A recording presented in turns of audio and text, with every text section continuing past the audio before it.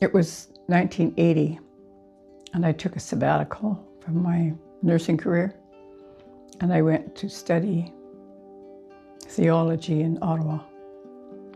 And that's where I met Denis, and we became friends. He hadn't really wanted to be a priest, but his maternal grandfather wanted a priest in the family, Quebec family, Catholic. And he was kind of designated for that, and so he pursued it. It was a French-speaking college, so my studies were in French. But Denis was very fluent in English, and so easy to converse, and very relaxing to have someone to walk and talk with after morning classes, and after lunch. Yeah, I enjoyed that. We both did. And it was Ottawa. So the fall was beautiful. I'd not experienced, the vibrancy of those maple trees before. So that was part of this burgeoning friendship, was the vibrancy of the leaves. That was the beginning. I think it's important to say that, I was in a religious order at the time. I was a working sister. I had started my training in nursing and then left to enter this order, and then I came back and completed it. And that religious life is something Denis and I shared. We understood each other and our backgrounds without saying much at all. We just knew what the lifestyle was like. So for both of us at that time, there was no question of taking this relationship any further than it was as a friendship. We just knew that. However, as time went on, by the second year, that's when I began to feel really quite taken with our relationship, and I began to feel, I think this is more than a friendship. And I said that to him one day, and he said, no, it isn't. Quite emphatically, actually. I thought at the time a little too emphatic. I guess I made this internal decision. All right, I'll just leave this. This is something that happens in religious life. People do fall in love, priests and religious, and they don't necessarily pursue that. It becomes integrated into their lives as something that is nourishing. It's love, not conjugal love, but it's a learning experience, an important one, I think. Yeah, I've heard others speak about similar experiences. So that's where it stayed. But within myself, the closer I came to the end of my studies, I really began to feel this is it. We're going to separate, and that's going to be it. And it was getting difficult for me to prepare for my final exams. And Denis called me aside one day at the college, and he said, we need to talk. So it was very official. He booked a room so we wouldn't be disturbed. And he said, you need to prepare for your studies, and I'm a distraction, which he was. So he said, I think the most merciful thing for me to do would be to leave now, myself. And I thought, oh my God, this is abrupt. This is a goodbye. He's leaving, not me. And I thought that was it. I was in tears, like I just couldn't control the tears. I was actually surprised at how much emotion flooded out of me in that moment. And so he did leave, and I prepared for my final exam, and he returned the night before my exams. So he was there at the end. And my sister and her 2 daughters came and spent some time with me, and we went to Niagara, and we did some traveling. And Denis was there, and he took us into his province, Quebec. And that was lovely. I came back west. We all did then.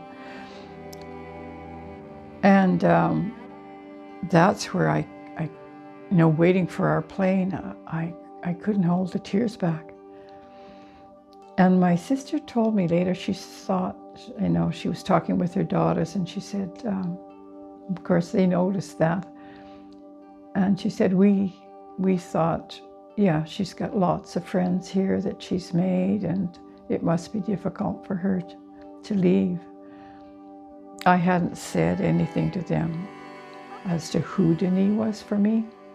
It was more than just a friendship. I got on the plane, and the song that was playing overhead on the plane as we waited to take off was Yesterday. And I thought, yeah, it's all in the past now. All this is going to be my yesterday.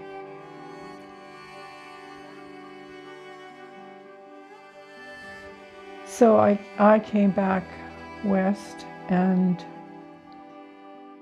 my religious community had asked me if I would take on the position of being responsible for the novices, the incoming recruits. And I was feeling quite ambivalent about that. But I did end up saying yes, I would. They said to me, we trust you. We know you can do it. Just do what you need to do to prepare yourself. And so I did. I went on a 30-day retreat in Guelph. And that kind of opened me up. The silence, and we each had a spiritual director that we saw daily. And I had this marvelous woman, and her name was Marie as well. So there was something close and trusting in that relationship, where she was my spiritual guide. And she recognized that I was depressed. She said, I think you need to not follow the rigors of this retreat. And I think you need to go into therapy. She pulled some strings and got a way for me to get into South Down Treatment Center for priests and religious. It's just north of Toronto. So that's what I did. I went into treatment, and that was very healing for me. I had not grieved my father's death. I was 11 when he died. And this losing Denis as a special friend, there was no movement toward us staying in communication. It was just too difficult. It was too ambivalent in my mind, because I was wanting more than what we had. I was there 6 months, and in the 5th month, I had this dream of a huge billboard with huge writing, and I couldn't read it. And I took it to my primary therapist, and I said, "What is it that I can't see?" And she said, "When you talk about your religious community," she said, "you have no feeling about it." She said, "You're flat. I don't feel, that you're happy there, are you?" And it was as if she flicked the light on. I wasn't happy there anymore. I had been at one point. So in that moment, I knew I had to leave. And of course, on the heels of that came, okay, Denis will also leave and we'll live happily ever after. So before I came back to Edmonton, I went back to Ottawa. Denis was still living there. And I said, "I'd like to talk to you." I said, "I'm decided to leave the sisters, and I'm wondering where you're at with that. What are your plans?" And he was silent for quite a while. And then he said, "I'm staying where I am." So that was the goodbye. We just parted. Yeah. And, through all this time, there were no hugs, very, very little contact. So there was so much feeling that was being unexpressed. Yeah.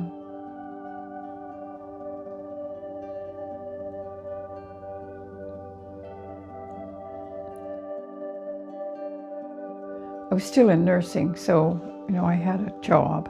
I got a night job, actually. And I just felt like I needed to seclude myself a bit and just adjust to this new lifestyle I was creating. And I did want to be in a relationship, so I was open to that.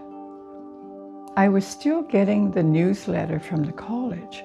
So I was hearing, who was doing what, where they were. And so there it was. It showed up. One issue I got was Denis' big picture in his habit on the front page. And he'd been elected their prior, so their leader. So there it was. I said, "Okay, you win." And I kind of said, that's the end of that. That's too big of a thing. He's not waffling whatsoever. So I did get into a relationship and got married. In retrospect, it wasn't a marriage. I was in it for 18 years, but it was eventually annulled.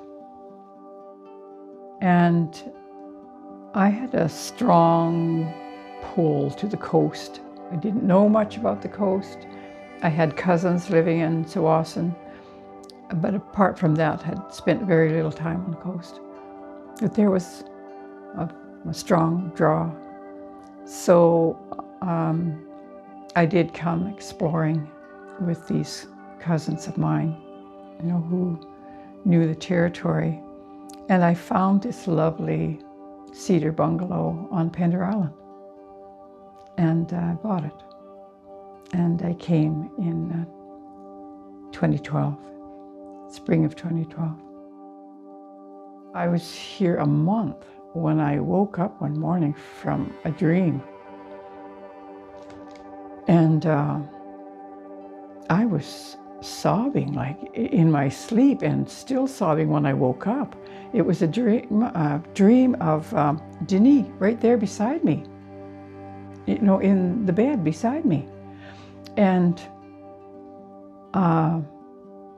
so I was very startled by that dream. I thought, oh no, this is not over. You know, there's unfinished business here that needs my attention. I mean, it was 30 years later since we'd gone our separate ways.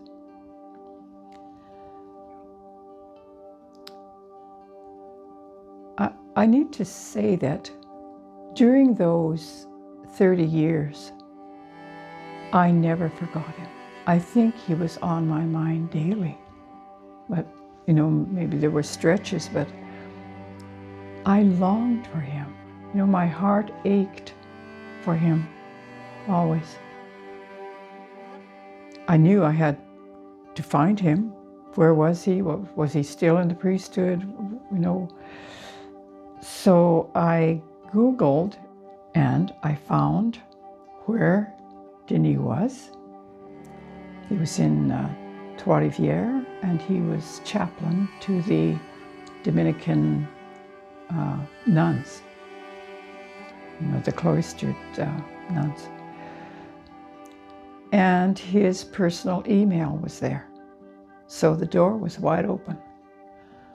So, you know, it took me a month to actually make the decision to send this email because I felt there was so much at stake. If he said no at this point, I think I would find that very difficult. So I ventured to send that email. It was short. I just simply asked him if he'd be open to communicating. And I needed an answer, yes or no, but I needed to know. The next day, I got a response. He was open to communicating. So we sent emails to each other, updating each other. We'd done a lot of living. So, you know, here he was back in my life. And the communication just kept going further, step by step. So after the emails, we began phoning. And that was a big step. And I remember Denis saying, "Do you think we can handle this? You're going to speaking?" And I thought, oh, that's quite the statement, really. And it said how humongous this piece of reconnecting really was for him as well. And he was telling no one in his community about this relationship. So it was still under wraps, you know. I was telling maybe one or two really close friends, you know, who had known about Denis. So it was far from being in the open. But as time went on in the fall, I felt like I was pushing and I needed to stop doing that. I needed to let go and, you know, put his decision in his hands. That's where it needed to come from anyway. I told him if you would come here just to please me, it wouldn't work anyway. So I let go. And I think that's when things started to take hold for him. And by Christmas break that year, he went to his brother's place in Quebec City. And he said, I'm going to leave the priesthood and I'm going to get married. So there, it's a pretty big statement. And his brother said, oh, you're human after all. Which kind of said what a pedestal he'd been on, you know, for the family and a lot of people. So anyway, the next day after Denis said that, he changed his mind. And he said, no, I can't do that. I don't know what I'm thinking. You know, it was 50 years he'd been in the priesthood. So that's when he decided to get some help. So he found a therapist in Montreal, a woman. She was Anglican. And I was grateful for that because I was a little bit worried that he might just consult one of his priest friars who would say, forget it, you know, like you're 70 years old. It's not time for that kind of a change. And, you know, when his provincial council, those friars knew about what he wanted to do, they thought we had met online, you know, and he'd fallen for this woman, you know, online. They didn't know about our history that had gone back 30 years. They suggested that he come to visit me and to see the setting here, and check it out. So he came in March of 2013. The first thing we did together was the shopping for groceries, because I knew he was diabetic, but I didn't know what he could eat or not eat, and I thought that's something we need to do together. And that was so smooth. It was like we'd done this all our lives, you know. Yeah, he'd push the cart and I'd say, you know, can you eat this or no? Yeah, fine, yeah. And it was all just smooth. And so after that, I think he spent 5 days or so. And when we parted then, nothing was said. He didn't say he'd made up his mind, but we both knew it. And so after that, he stayed in therapy all right through the 6 months. And so he actually left the order and came here to be with me on June 24th, 2013. And when he walked in to this home, it was his home now, he said, I'm home. And he was so happy. The happiest he'd been in his life to be here. It wouldn't have worked in Quebec. He was known there, and he would have been known as the priest. And here, he wasn't known in that way. Of course, you know, that part of his history came to be known. That was, but not a problem to anyone. You know, they just knew him as who he was here. So we got, well, he had to apply for his dispensation from the priesthood. And that takes a year. So he applied, you know, the summer that we were together, and we both went for him to sign that dispensation the following year. We went to Montreal. And then after that trip, we came back and we were married, you know, by a marriage commissioner here in this room. And yeah, finally, we were officially a couple. Yeah.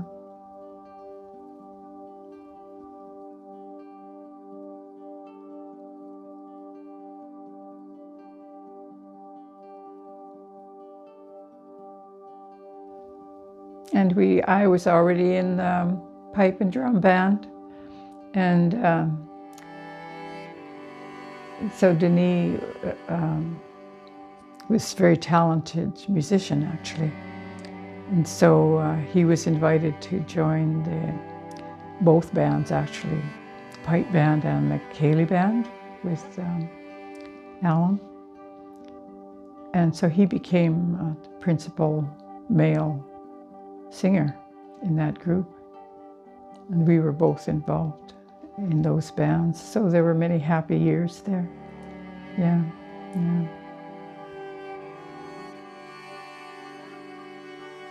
Yeah, in the spring of 2023, he began to feel unwell. And it was obvious to me that he was putting off seeing a doctor about it. Finally, I just made an appointment. I said, no, you've got to look into this. And sure enough, I was diagnosed with cancer, which had already metastasized. And yeah, and I knew then, we're not going to pull him out of this. It's too far gone already.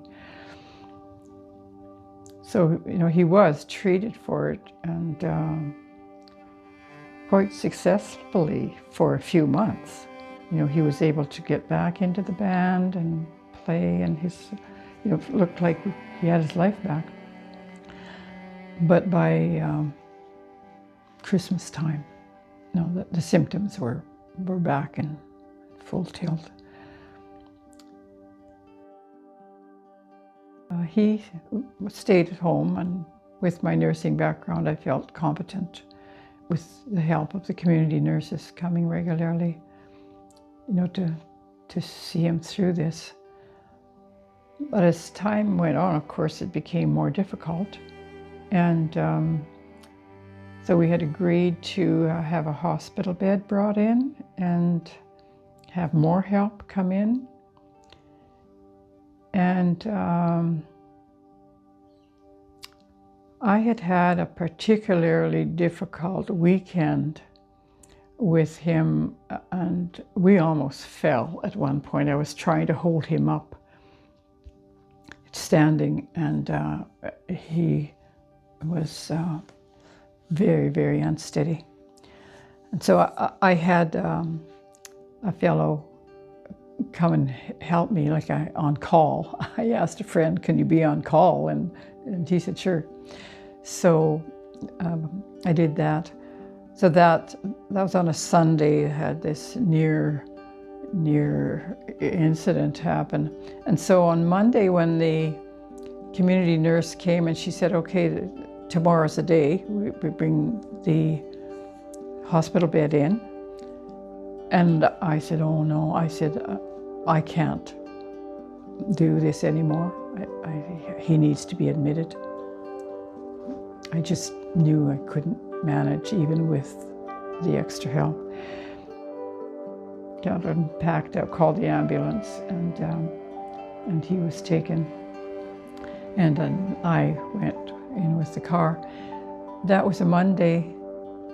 That was end of, up to 26th of February.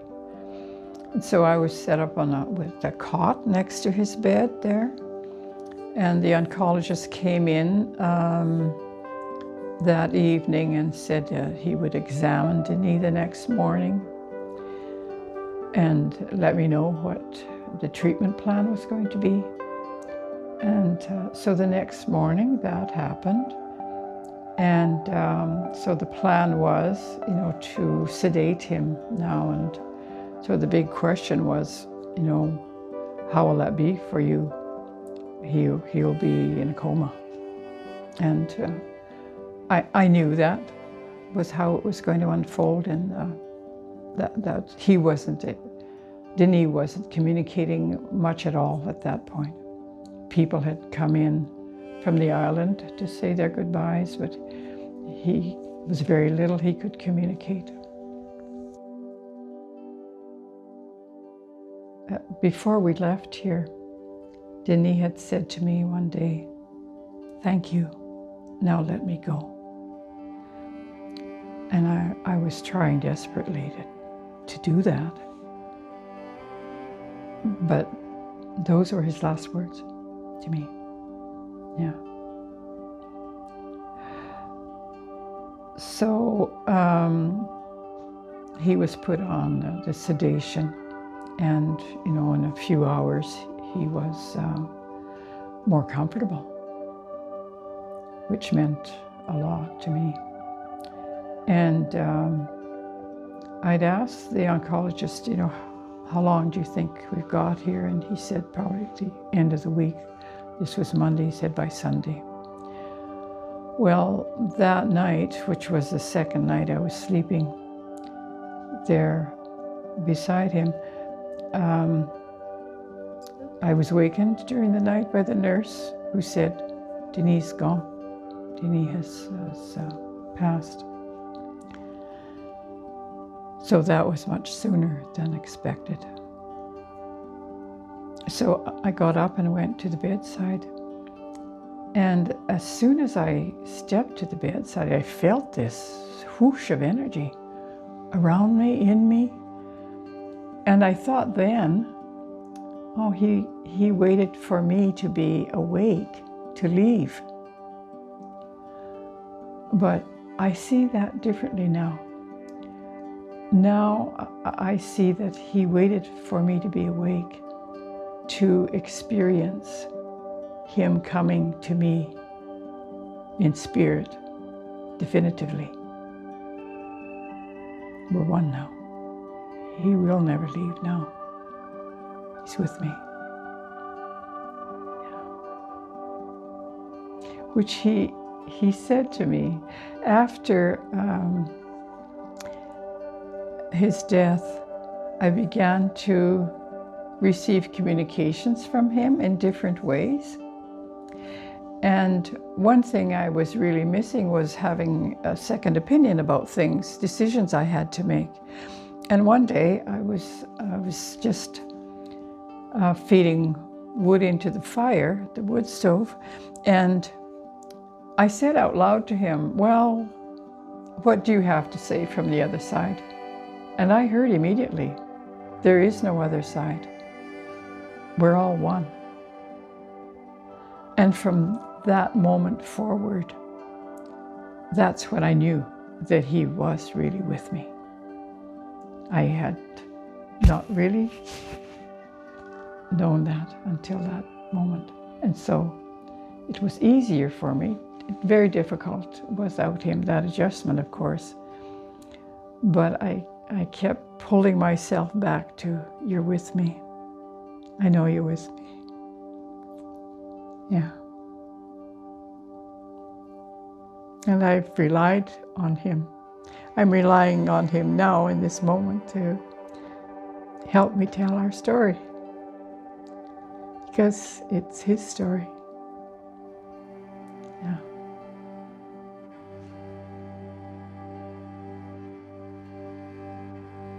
Well, there was many things that have transpired, since his death.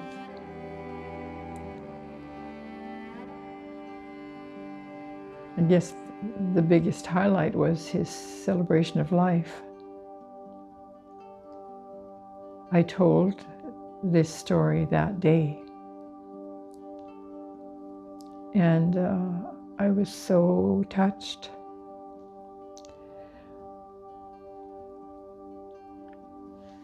By how this community gathered around. And my neighbor filmed the gathering around the gravesite. And I've replayed that many times. Yeah.